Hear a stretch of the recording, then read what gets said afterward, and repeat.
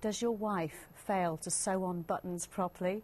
Or, heaven forbid, does she wear red nail varnish? Well, if the answer is yes, she certainly wouldn't have scored very highly on a marital rating scale from the 1930s. The chart, which has just been unearthed, was designed for men to assess whether their wives were poor or superior.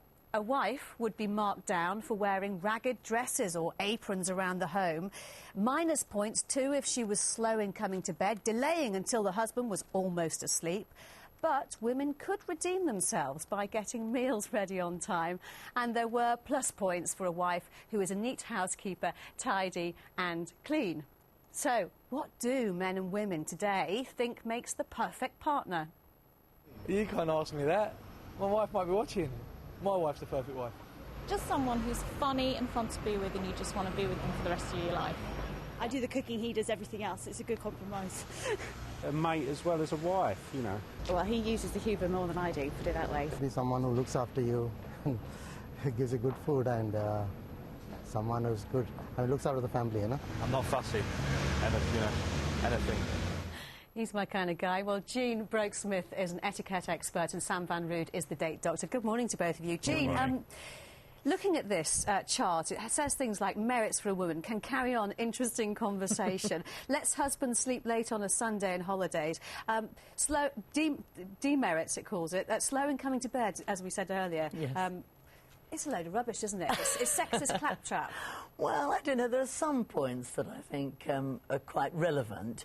But the red nail polish is the thing that really I'm absolutely fascinated. I've got pink on today, so that's OK. You reckon you're OK, do you? Oh, yes, I hope so. But, no, I think it's important that you have a sense of humour. In any case, that's, you know, couples...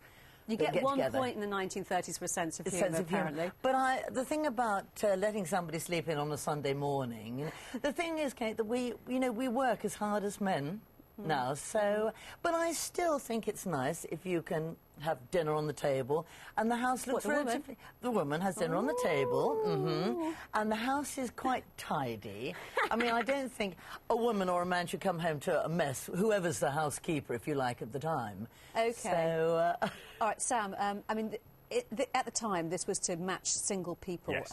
See if they were compatible. Do you think there's a modern-day equivalent? Do you know what I think is actually the tables have almost turned, is now there's actually almost a husband scale. You saw actually with some of those people that we saw who were interviewed, is blokes are really easygoing. They're looking for a couple, a few simple things, whereas certainly I find with my clients, often women walk in almost with an equivalent list like that. This number of points for sense of humour, this number of points for tidiness. They almost have their own internal scale. So I think, and I have to cut them down. Yet surveys say that women still do the biggest share of the household around the house. I mean, it hasn't changed that much, It hasn't changed that. There's a lot of talk. I think that the key thing, get a housekeeper. You know, that's the best way. So, Jean, would you wear red nail varnish? That's the question. Oh, yes. You would? Yeah, I mean, I think that would be scored against me. But, of course, at that period of time, it was, very, very tarty, I think the word is. You were really a loose one. Did this, I scored 6, I'm poor. So you're poor. I think we'll end it there. Thank you very much. It's good to see you this morning.